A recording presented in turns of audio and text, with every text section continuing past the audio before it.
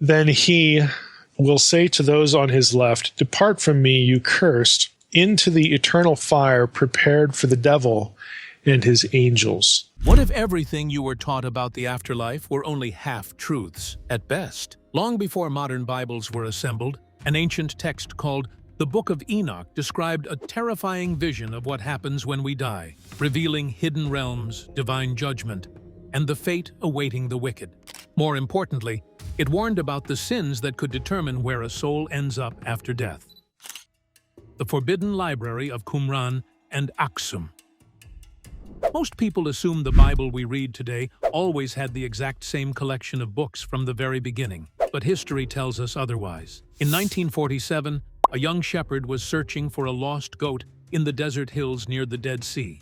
He threw a rock into a cave, heard a jar break, and found ancient scrolls hidden inside clay pots. Among those documents were 11 different manuscripts containing parts of the Book of Enoch. A scholar named Yosef Milik spent years putting those broken scraps back together in Jerusalem. He discovered that these pages were written between 300 and 100 years before Jesus was born. This meant the Book of Enoch was an authentic, highly valued text that early Jewish communities actively read and taught long before the New Testament existed. The scrolls found in the desert were only broken pieces, which meant scholars needed a way to verify the rest of the text. As it turns out, the Ethiopian Orthodox Church in Africa had been protecting the full version all along. Their version, which was written in an ancient language called Ge'ez, kept the entire Book of Enoch inside their official Holy Bible for well over 1,500 years. Religious communities in the city of Aksum copied these pages generation after generation, which preserved the whole story from beginning to end. When researchers finally sat down and compared the desert scraps with the complete Ethiopian manuscripts, everything clicked. The ancient Aramaic pieces matched the full African books word for word, which proved the text had not been altered or made up over time. Early believers across completely different regions were reading the exact same story. So, if people loved this book and preserved it so carefully for hundreds of years, why did Western churches suddenly stop using it? How Enoch was left behind. For the first few centuries after Jesus, early Christian communities read the Book of Enoch right alongside the rest of their holy writings. In fact, early church leaders like Clement of Alexandria and Tertullian explicitly treated Enoch as genuine scripture. They quoted its pages to explain how evil entered the world, which shows just how deeply respected the text was across the ancient Mediterranean. People were not treating it as a strange myth, but were reading it in their weekly gatherings to understand God and the universe. Tertullian went even further and answered a common objection directly. You see, some doubted the book could have survived the flood at all, but he pointed out that Noah was Enoch's own great-grandson, so Enoch could have easily passed the entire account down to his son Methuselah, who lived long enough to hand the whole story straight to Noah before the flood waters ever rose. So, what changed? Well, as the church grew larger and more organized, leaders wanted one single official list of books that every single congregation had to follow. By the 4th century, bishops began meeting in regional councils to decide which books were safe for everyday believers to read and which ones should be set aside. One major turning point happened around AD 364 at the Council of Laodicea, and as you can guess, the Book of Enoch was completely left off that list. Now, historians still debate how much actual power this specific council had over the whole world. But leaving Enoch off the list sent a clear signal to everyday scribes. If a book was not on the approved list, church workers stopped spending precious time and expensive parchment copying it by hand. At the same time, individual scholars began speaking out against the text. A famous translator named Jerome, who created the official Latin Bible used across Western Europe, openly questioned the Book of Enoch. He claimed the story was simply too strange to be trusted, which convinced many local leaders to set the pages aside. Also, there was Augustine, who was easily the most influential theologian in the Western world at the time. In his famous writing, The City of God, Augustine dealt a heavy blow to the text. He did not necessarily argue against the terrifying stories of the underworld inside the book. Instead, he questioned whether anyone could actually prove Enoch himself wrote it. Augustine argued that because the text was so ancient and had passed through so many unknown hands over thousands of years, nobody could guarantee its accuracy. He claimed that without an unbroken line of verified witnesses, the text lacked proper authority, which meant churches should not rely on it for official doctrine.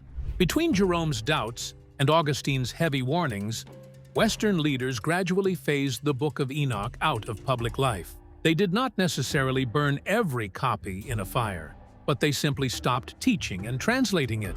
Over a few generations, the book virtually vanished from the Western world. Yet, as we know, the believers in Ethiopia completely ignored these European debates and kept the book safe in their own scriptures, which saved the text for future generations. And what those ancient leaders were so eager to quiet down was the very thing Enoch claimed to see when he was lifted out of his body and taken on a guided tour of the underworld. The architecture of the underworld, 1 Enoch 22.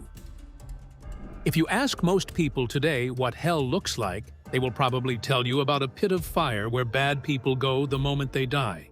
But the Book of Enoch paints a totally different picture of what happens after a person takes their last breath. In chapter 22 of the text, Enoch is taken on a guided tour through the realm of the dead, which ancient writers called Sheol. His guide on this journey is the archangel Raphael, who shows him that the underworld is not just one giant room where everyone gets tossed together.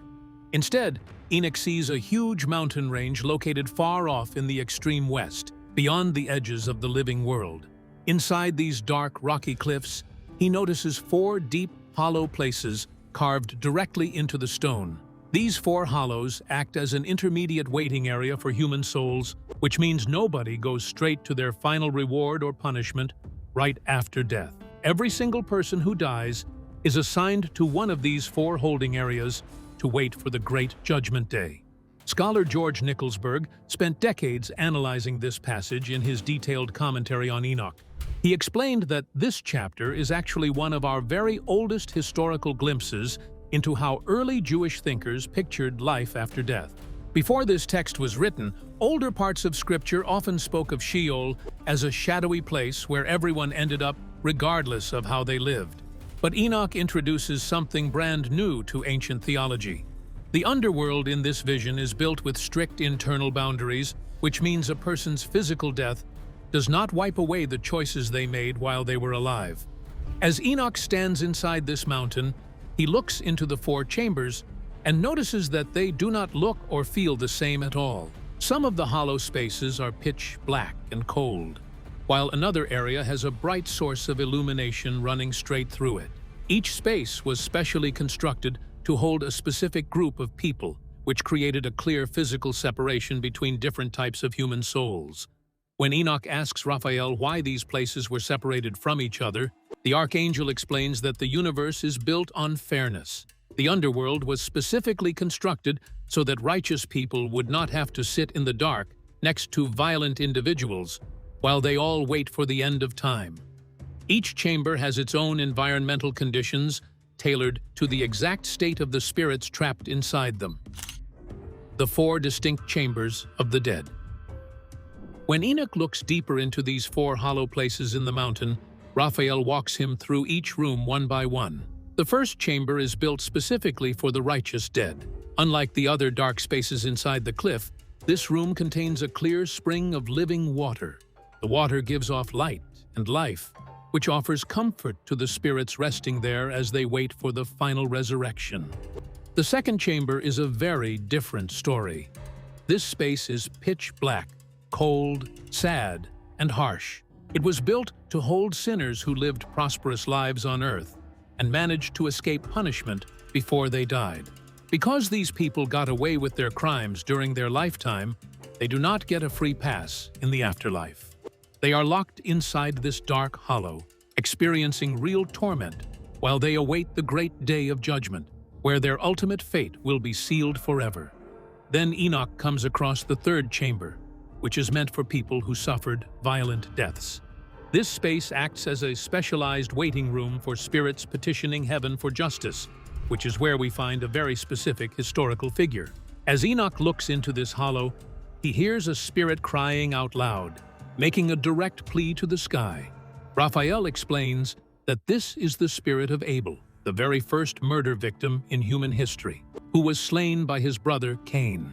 Abel's spirit sits in this third chamber, continuously shouting upward, demanding that the seed of Cain be wiped from the face of the earth until justice is finally served. Finally, Enoch steps up to the fourth and last chamber. This room was created for a very specific group of people that scholars like R.H. Charles described as lesser sinners or companions of transgressors. These are individuals who were not fully righteous, but they were not completely evil either. They committed wrongdoings during life, but they also suffered some level of hardship or trial before dying. Because of their mixed status, they occupy a strange middle zone. Raphael tells Enoch that when the great judgment day comes, these souls will not be raised up to enter eternal glory, but they will not be completely destroyed either. They simply remain in this fourth room forever. But while human souls sit in these four mountain chambers waiting for their final sentence, Enoch was taken even further to witness a place far worse than Sheol. The abyss of fire and the prison of the fallen. 1 Enoch 18 and 21. As if the dark chambers of Sheol were not intense enough, Enoch's journey takes a sudden, terrifying turn in chapters 18 and 21. His guide switches to the archangel Uriel, who leads him completely out of the human realm and out to the very edges of creation. Enoch arrives at a location that looks like nothing else in the universe. There is no solid ground beneath his feet and no sky above his head. It is a completely empty and chaotic void, sitting right at the boundary of the world. Right in the middle of this vast emptiness, Enoch spots something horrifying. He sees 7 large objects bound together, burning like huge fiery mountains. When Enoch asks what these strange burning shapes are, Uriel explains that they are actually celestial beings. These are 7 powerful angels, often called stars in the text, who disobeyed direct orders from God. They broke the laws of the cosmos by stepping out of their assigned places in heaven before their time was due. Because of their rebellion, God was deeply angered and threw them straight into this cosmic prison. Uriel tells Enoch that these fallen beings are bound in columns of blazing fire, where they must endure intense heat and total isolation for 10,000 years until the day of their final punishment. Scholar Matthew Black pointed out something critical about this passage in his detailed analysis of the text. He said that ancient writers made a distinction between Sheol, which was built specifically to house human spirits, and this fiery abyss. This dark void is essentially the Enochian version of Tartarus, a specialized prison reserved exclusively for spiritual rebels. Humans who die go to the 4 hollow chambers in the mountain, but celestial beings who rebel against the divine order get locked in this burning void. Seeing these mighty beings bound in flames made a lasting impression on Enoch. It showed him that higher knowledge and celestial power do not shield anyone from judgment. But why were these heavenly figures thrown into such a brutal prison in the first place? Sin number 1: forbidden knowledge and sorcery.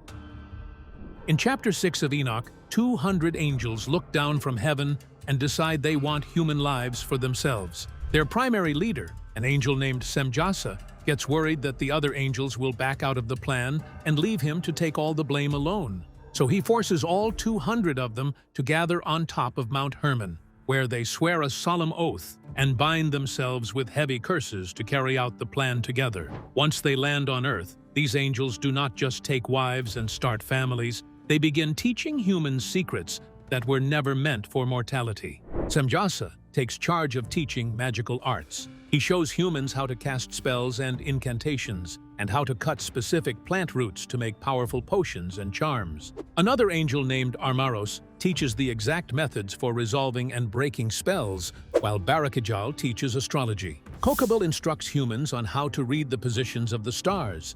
Ezekiel teaches the knowledge of the clouds. Arakiel teaches the signs of the earth. Shamsiel teaches the signs of the sun, and Sariel teaches the movement of the moon.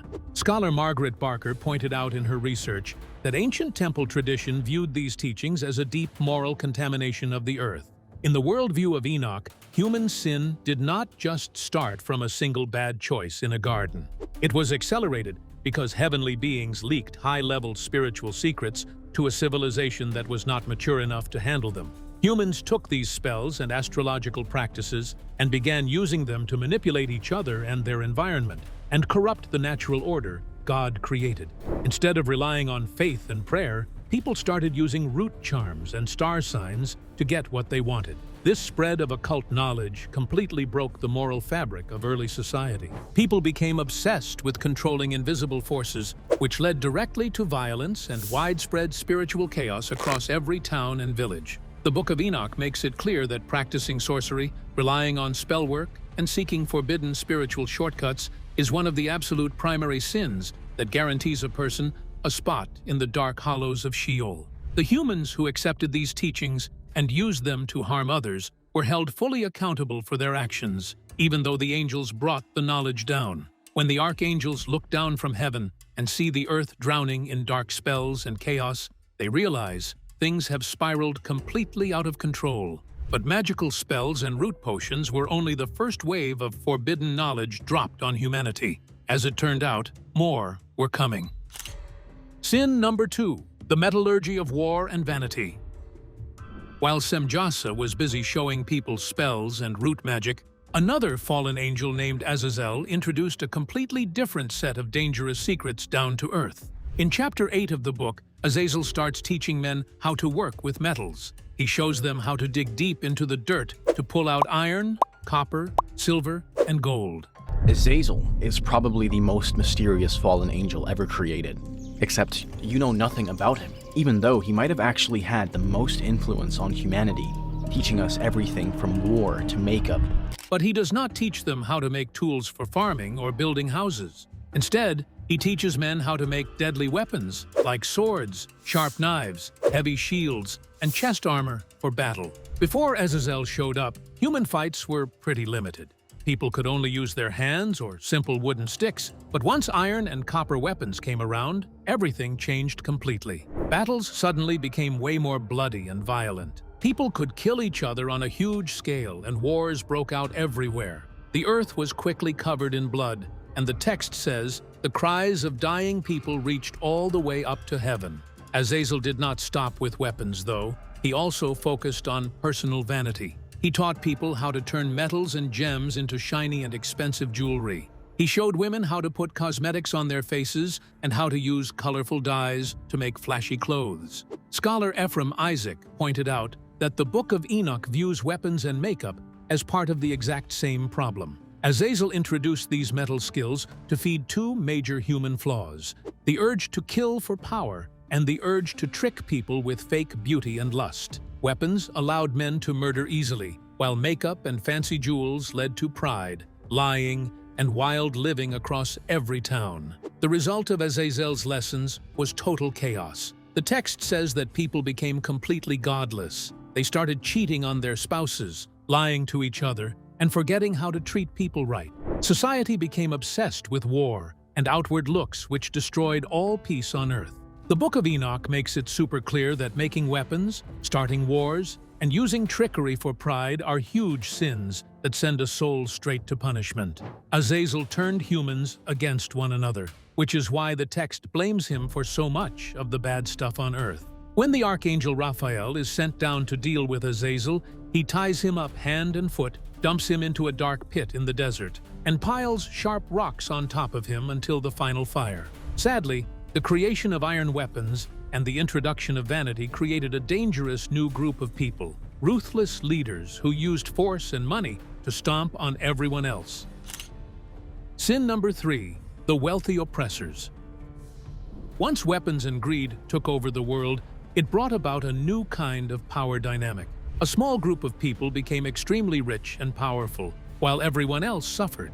This brings us right into the second major section of Enoch, known as the Book of Parables, which covers chapters 37 through 71. In these pages, Enoch zeroed in on a specific group of sinners that he seemed to hate more than almost anyone else: rich oppressors and greedy rulers who used their money to ruin poor people. Chapters 46, 53, and 62 contain some of the most intense warnings in the entire book. Enoch repeatedly yelled out, "Woe to you who build your houses with sin!" He explained that these wealthy leaders did not get their money through honest hard work. They got rich by stealing land, taking food from the hungry, lying in court, and grinding poor families into the dirt. To make matters worse, these elites believed their money made them untouchable. They trusted in their large bank accounts and political status rather than caring about God or justice. Scholar James Vanderkam did a lot of research on this exact section. He pointed out that the parables section contained a fierce critique of social inequality. The text was not attacking people just for having money. It was attacking people who used their wealth as a shield to commit crimes, abuse their power, and deny basic human rights to those below them. These rulers sat in their grand palaces, where they ate luxurious food and wore fancy clothes, while ignoring the starving families right outside their front gates. Enoch made it very clear that God saw every single thing these rich oppressors did. Their high status in human society meant absolutely nothing in the underworld. When these wealthy bullies die and face judgment, their money cannot save them. They cannot bribe their way out of Sheol, and their gold cannot buy them a second chance. In chapter 53, Enoch sees a terrifying vision of what happens to these greedy leaders. He looks down and spots a deep, burning valley filled with fiery chains and melted bronze. Angels of punishment, referred to in the text as Satans, step up to grab these proud kings and powerful men. The angels drag them down into this burning pit and lock them in heavy chains forged from iron and bronze. The text notes that the very things these rulers worshipped on earth become the instruments of their eternal torment. The metal they hoarded to build weapons and count their profits becomes the red-hot iron binding their hands and feet. They are forced to feel the exact weight of the pain they inflicted on the helpless. But this burning valley of iron was just a preview of the main event. What happens when the intermediate holding rooms of Sheol finally open up and the universe faces the ultimate day of fire?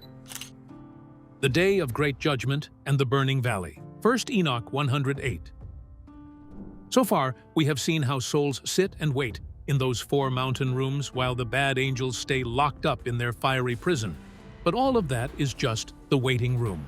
Chapter 108, which is the very last chapter of the Book of Enoch, shows us what happens when time finally runs out and the big judgment day arrives. This is the moment when the temporary holding rooms get emptied out and everyone gets their final sentence. In this last chapter, Enoch is shown a vision of a huge pit filled with dark fire. Now, this is not like a normal campfire that lights up a room.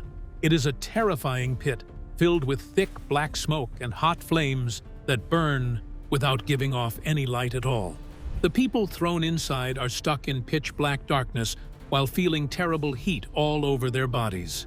Enoch sees that this awful place is made for people who bad-mouthed God and spent their lives doing evil stuff. This vision connects right to a real place that ancient people were quite familiar with, which is a deep valley sitting right outside the walls of Jerusalem. Back in the day, that valley had a really bad reputation because people used to do terrible things there, and it eventually became a place where trash was dumped and burned all day long. So when people read Enoch back then, they knew exactly what this burning valley meant. It meant a place where you get thrown out like garbage and forgotten forever. Scholar John Collins wrote about how Enoch uses this picture to show 2 very different endings for human lives. The good people, who suffered on earth but kept doing the right thing, get taken out of their bright room with the water spring and brought into a wonderful place filled with light. But the bad people get thrown straight into the dark fire. Collins pointed out that the scariest part of this punishment is that you are completely cut off from everything good. You do not just feel pain, but are trapped in the dark forever with 0 second chances. Why the Enochian view of hell disappeared. When you look at everything Enoch wrote, it is easy to see why this book caused so much commotion back then. It gave detailed maps of the underworld and named the exact sins that send you there. So why did Western church leaders end up pushing this text out of standard Bibles? Well, the answer comes down to how different church traditions wanted people to understand sin and the afterlife. As Christianity spread across Rome, religious leaders wanted a simple message that was easy to teach to everyone. The Book of Enoch was anything but simple. For starters, Enoch taught that much of the corruption on earth came from fallen angels bringing forbidden secrets down to humans. These angels see the earth's women as beautiful, so they decide to leave their heavenly home to marry them. This is, of course, is forbidden, and their actions start causing problems on the earth. That idea did not sit well with later Western theologians like Augustine. Augustine wanted the focus to stay squarely on human free will and Adam's original sin in the garden. If people could point to bad angels and say the devil made them do it through ancient magic or metal tools, it made human guilt a lot more complicated. There was also the issue of how Enoch pictured the afterlife. Mainstream Western theology eventually settled on a very direct idea. When you die, your soul goes pretty much straight to heaven or hell. But Enoch described a complex intermediate waiting zone in the mountains with 4 distinct rooms where souls sit for thousands of years, just waiting for the final judgment day. Having spirits hang out in mountain hollows felt way too wild and unpredictable for church leaders who wanted order and clear rules. Scholar Loren Stockenbrook has pointed out that Enoch actually provides the missing historical link between older Hebrew ideas of Sheol and later New Testament pictures of fiery judgment. In fact, early New Testament writers were clearly reading Enoch. The book of Jude in the Bible directly quotes Enoch, and the second book of Peter mentions angels being thrown into dark pits to wait for judgment. But as centuries passed, European church leaders decided it was safer to keep the short quotes in the New Testament and leave the rest of Enoch's strange book behind. They did not necessarily go on a book-burning spree across every city, but they simply stopped copying the text or reading it during public services. Over time, Western Christians completely forgot the book even existed. If the monks in Ethiopia had not secretly guarded the text in their own Bibles for over 1,500 years, Enoch's detailed tour of Sheol might have been lost to history forever. When scholars finally pieced the Dead Sea Scroll scraps back together in Jerusalem and translated the full Ethiopian manuscripts, they realized that the ancient view of hell was much stranger and more specific than what most modern churches teach today. Enoch showed a universe where every single choice counts, and the underworld is built on absolute fairness. Now that you know what this forbidden text actually says about the dark chambers of Sheol, do you think the Book of Enoch should be put back into our modern Bibles today? Or were ancient church leaders right to lock these scary underworld visions away from the public? Leave your answers in the comments below. Don't forget to like the video and subscribe to the channel. Thank you for watching, and if you enjoy this video, please click on the next one on your screen.